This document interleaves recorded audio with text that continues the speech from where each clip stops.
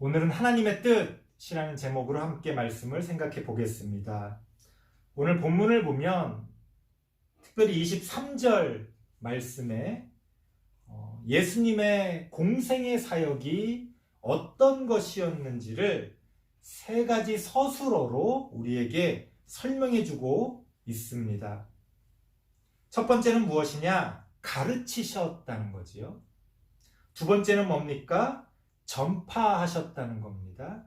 세 번째는 고치셨다.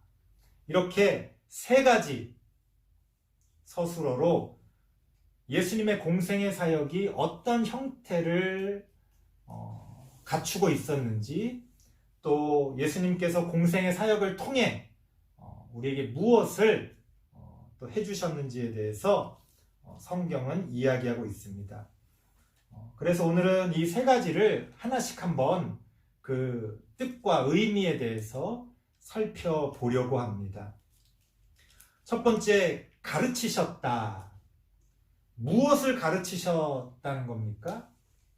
오늘 본문에는 나오지 않습니다. 하지만 회당에서 가르치셨다. 이렇게 나오는 거 보니까 아마도 율법을, 그러니까 오늘날로 치면 성경 말씀을 가르치셨다는 걸로 우리가 이해할 수가 있습니다. 하지만 예수님이 가르치신 게 구체적으로 무엇이냐라고 했을 때는 우리가 한번 생각해 볼 필요가 있다는 거예요. 예수님이 가르쳐 주신 게, 우리에게 가르쳐 주신 내용이 어떤 성경 지식이었겠느냐? 그건 아니라는 겁니다. 유대인들은 어릴 때부터 거의 대부분의 사람들이 율법을 암송하고 시간에 맞춰서 반복적으로 읽고 공부하기 때문에 성경 그 자체의 어떤 지식적인 내용에 대해서는 기본적으로 누구나 알고 있었습니다. 그러니까 예수님께서 우리에게 가르쳐 주신 게, 예수님께서 사람들에게 가르쳐 주신 게 어떤 성경 퀴즈식으로 어떤 지식적인 그런 어떤 내용을 가르쳐 주신 건 아닐 거라는 겁니다.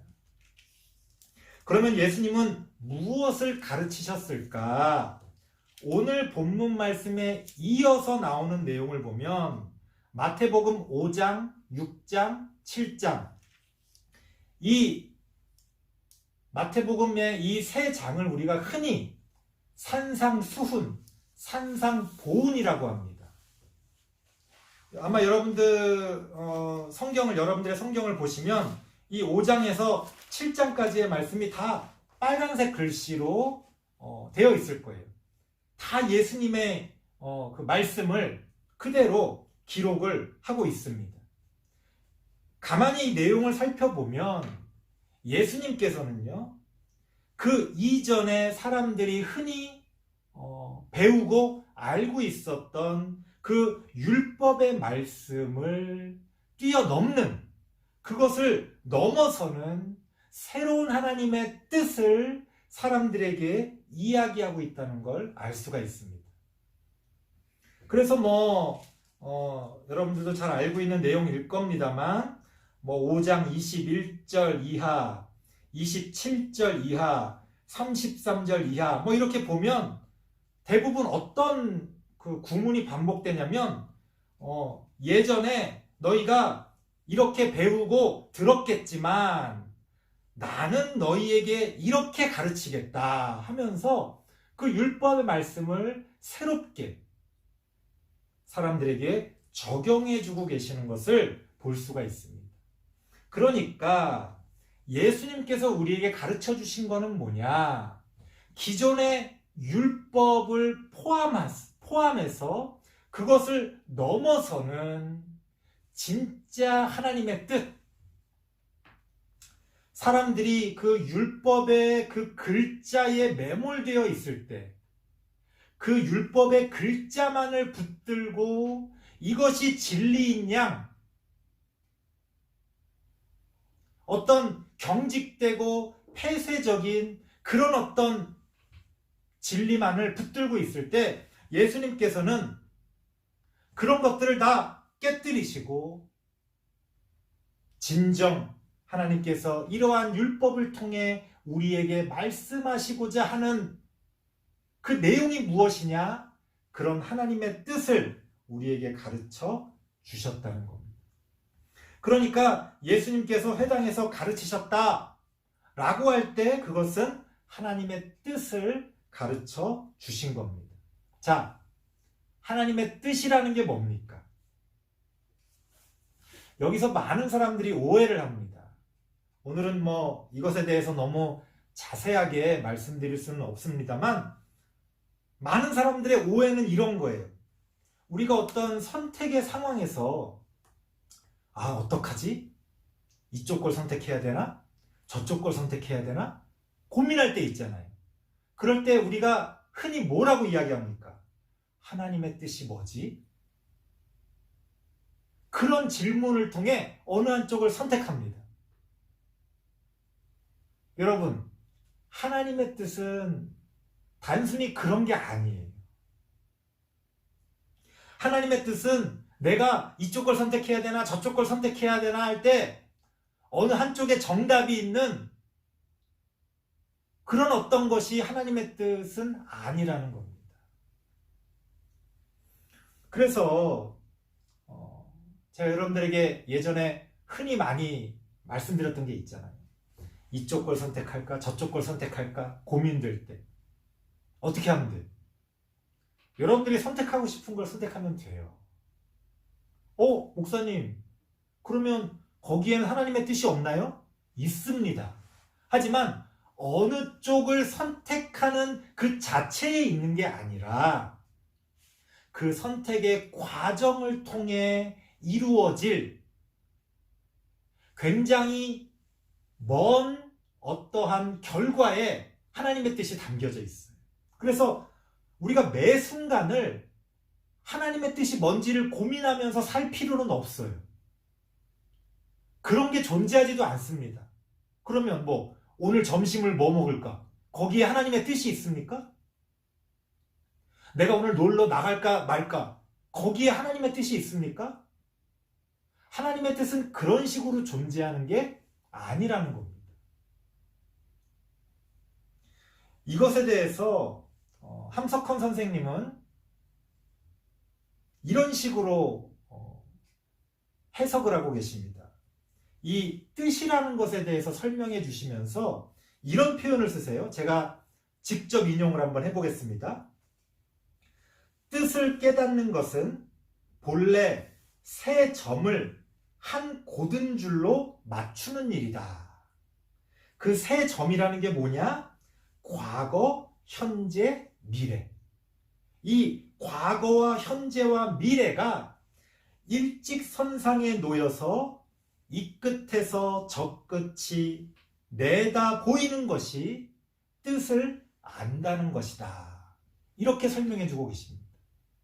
그러니까 하나님의 뜻을 안다는 건 나의 과거와 나의 현재와 나의 미래, 내가 어디서 와서 지금 무엇을 하고 어디로 가야 할지, 그 큰 그림 가운데 하나님의 뜻은 존재한다는 거예요. 그런 차원에서 나에 대한 하나님의 뜻이 존재하고요, 우리 교회에 대한 하나님의 뜻이 존재하고요, 우리 나라에 대한 하나님의 뜻이 존재하고요, 이 세계에 대한 하나님의 뜻이 존재하는 겁니다. 그러니까 하나님의 뜻이라는 건 그렇게 과거와 현재와 미래를 꿰뚫어 보는 어떤 것, 거기에 하나님의 뜻이 담겨 있다는 겁니다. 예수님께서 하나님의 뜻을 우리에게 가르쳐 주신다. 예수님께서 사람들 그 회당에서 하나님의 뜻을 가르치셨다 라고 할 때 그것은 성경을 통해 과거와 현재와 미래를 꿰뚫어 볼 수 있도록 그렇게 사람들을 가르치신 겁니다. 좀 더 풀어서 말씀드리면 우리가 과거의 역사를 통해서 배우고 현재를 분별하며 미래를 열어갈 수 있도록 그렇게 하나님의 뜻을 가르쳐 주신 겁니다. 하나님의 뜻이라는 건 바로 그런 긴 시간의 흐름 가운데, 그 긴 역사의 흐름 가운데 하나님의 뜻은 담겨 있다는 겁니다. 그렇게 예수님께서는 우리에게 하나님의 뜻을 가르쳐 주신다. 두 번째는 뭐냐? 전파하셨다라고 이야기합니다. 무엇을 전파하셨습니까? 오늘 본문에 보니까 천국 복음을 전파하셨다. 자, 천국 복음이 뭡니까? 천국이라는 건 하나님의 뜻이 이루어진 세상이에요. 단순히 우리가 죽어서 가는 데가 천국이 아니라 그건 하나의 상징이고, 성경에서 천국이라고 이야기할 때 그것은 한자어잖아요. 풀어서 말하면 하나님의 나라, 하늘나라. 그것이 이야기하는 건 뭡니까? 하나님의 뜻이 이루어진 세상. 그것을 천국이라고 이야기하는 것. 복음이라는 건 뭡니까? 그러한 하나님의 세상이, 그러한 천국이, 그러한 하늘나라가, 그러한 하나님의 나라가 얼마나 좋은 것인지를 우리에게 말씀해주고 계시는 겁니다. 그러니까 이게 다 하나님의 뜻하고 연결이 돼요. 예수님이 가르쳐 주신 건 뭐예요? 하나님의 뜻을 가르쳐 주셨죠. 하나님의 뜻이 과거를 통해서 어떻게 이루어져 왔고, 그렇기 때문에 우리가 지금 무엇을 해야 하고, 앞으로 하나님의 뜻을 어떻게 이루어 가야 할지, 예수님이 그러한 하나님의 뜻을 가르쳐 주시고 나서 무엇을 전파하셨느냐? 그러한 하나님의 뜻이 이루어진 세상이 얼마나 좋은 세상인지를 사람들에게 전파하셨다는 거예요. 왜냐하면 예수님을 따르고 예수님에게 어떤 하나님의 말씀을 배우고자 하는 사람들에게는 가르치실 수 있죠. 그렇죠? 저도 마찬가지입니다. 우리 교회 나오시는 여러 성도님들에게는 제가 가르칠 수가 있어요. 하지만 이 세상 다른 사람들, 다른 종교인들, 하나님을 안 믿는 사람들에게 어떻게 이걸 이야기합니까? 어디서부터 이야기를 합니까? 어렵죠. 아마 말한다고 해도 제대로 그 뜻이 통하지 않을 겁니다. 그런 사람들에게는 그러한 하나님의 뜻이 이루어진 세상, 그 세상이 얼마나 좋은 것인지를 가르치는 거죠. 예를 들어서 우리나라의 선교사들이 처음 왔을 때 성경을 뭐 깊이 있게 가르치기가 어렵잖아요. 천국을 뭐라고 가르칠 겁니까? 그때 선교사들이 이렇게 이야기하는 거예요. 하나님의 나라에서는 남자와 여자가 같은 자리에서 공부하고 같은 자리에서 예배를 드립니다. 라고 이야기하는 거예요. 하나님의 나라에서는 여자들도 남자들보다 공부를 더 많이 해서 다른 사람을 가르치는 일들을 할 수 있습니다. 이렇게 이야기하는 거예요. 천국 복음이죠.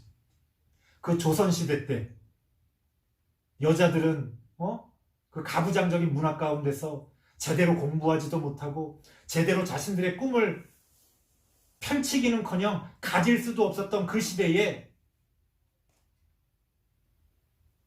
그게 얼마나 큰 천국 복음이었겠습니까? 우리나라에 처음 복음이 들어왔을 때 사람들이 뭐 성경의 말씀을 무슨 깊이 있게 깨달아서 예수님을 믿었겠습니까? 그 천국 복음을 복음으로써 받아들인 거죠. 그렇게 예수님께서는 천국 복음을 우리에게 전파해 주신다. 세 번째는 뭡니까? 고치셨다. 무엇을 고치셨습니까? 오늘 본문을 보니까 모든 병과 모든 약한 것을 고치셨다. 여러분, 어떤 병 혹은 내 몸의 어떤 약한 부분들, 그걸 왜 고쳐야 합니까? 어디까지 고쳐야 합니까? 요만큼도 아픈 데 없고 요만큼도 약한 부분이 없이 우리가 그렇게 살 수 있습니까? 아니죠. 아프기도 하고 약한 부분도 있고 그렇습니다. 그러니까 우리가 이 말씀을 문자 그대로 받아들이면 오해를 하게 돼요. 아, 병에 걸리면 그건 나쁜 거구나. 아, 약한 부분이 있으면 그건 안 좋은 거구나. 예수님은 우리의 모든 병과 모든 약한 것을 고치셨으니까 우리는 병에 걸려도 안 되고 약해도 안 되고 우리는 아주 모든 것들이 완벽하게 그렇게 성공해야 되겠구나. 그런 식으로 이해합니다. 그건 오해예요. 예수님 자체도 그 예수님 자체의 모습조차도 얼마나 약하고 또 그 당시 사람들이 봤을 때 답답한 그런 모습을 보여줍니까? 예수님이 왕이 되기 위해 무슨 계획을 세우고 목표를 정해서 매일매일 공부하고 자신의 성공을 위해 자기 개발을 하고 인맥을 쌓고 그게 예수님의 삶입니까? 아니잖아요. 그러니까 모든 병과 모든 약한 것을 고치셨다는 건 그 자체가 중요한 게 아니고 목적이 뭐냐 그게 중요한 겁니다. 목적. 여러분 다 하나님의 뜻과 관련이 있어요. 예수님께서 하나님의 뜻을 가르치셨습니다. 그 하나님의 뜻이 이루어진 세상이 얼마나 좋은 세상인지 천국 복음을 전파하셨습니다. 그래 놓고서 또 뭘 하셨어요? 사람들의 모든 병과 모든 약한 것을 고치셨어요. 왜? 목적이 중요하다는 거죠. 예수님께서 우리의 병과 우리의 약한 것을 고치셨다는 것은 바로 우리가 하나님의 뜻을 이루어갈 수 있도록 그 하나님의 뜻을 우리가 이루어가기에 부족함이 없도록 우리의 병과 우리의 약한 것을 고치셨다는 것. 목적이 분명합니다. 완벽을 추구하는 게 아니에요. 하나님의 뜻을 이루기에 합당한 만큼. 저는 어릴 때부터 하나님을 많이 원망했습니다. 왜 하나님은 나를 이렇게 약하게 태어나게 하셨나? 왜 하나님은 나를 이렇게 부족하게 만드셨나? 남들은 나보다 더 이렇게 잘나고 나보다 더 뛰어나고 그런데 하나님을 믿고 하나님의 일을 하겠다고 하는 나한테는 왜 하나님은 이렇게 보잘것없는 것들만 주셨나? 그렇게 하나님을 원망할 때가 많이 있었어요. 지나놓고 보니 하나님은 나를 통해 하나님의 뜻을 이루어 가기 위한 가장 적당한 만큼만 나에게 주셨다는 거죠. 여러분, 어떤 역할을 하는 물건이 그 역할을 하기에 합당하면 되지 그것을 뛰어넘을 필요는 없잖아요. 어떤 밥그릇을 그 밥을 담기에 적합한 정도로만 만들면 되지 그 밥그릇을 다이아몬드로 만들 필요는 없잖아요. 그건 낭비고 불필요한 거 아닙니까? 하나님은 우리로 하여금 하나님의 뜻을 이루어 가기 위해 합당한 만큼 우리의 병과 우리의 약한 것을 고치셨다는 거예요. 그러니까 오늘 본문에 백성 중에 모든 병과 모든 약한 거예요.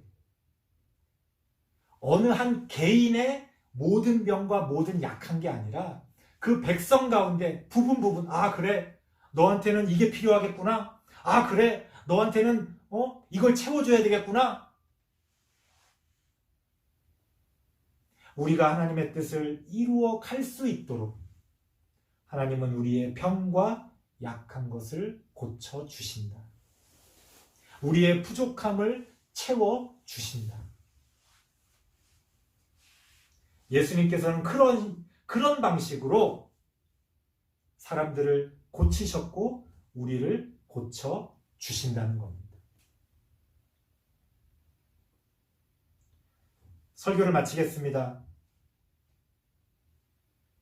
예수님의 공생의 사역은 가르치시고 전파하시고 고치셨다라고 하는 이 세 서술어로 정의를 내릴 수 있습니다.